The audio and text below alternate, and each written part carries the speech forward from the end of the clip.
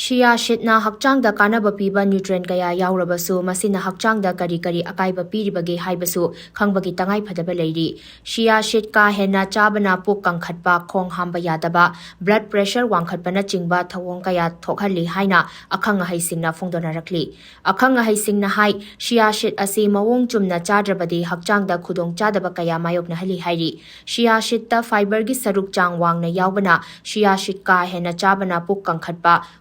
Abu Kaba natraga khong hamba yadabagi thawong thenahali maram aduna chia shit chage hairabadi ising mapung phana thakadabani amadi chang wangna chasinba tawridabani chia shit asi masagi arumba adugi saruk tarani thoigi changda ising chupchinba maramna chia shit kangna chabana khanau natraga esophagus ta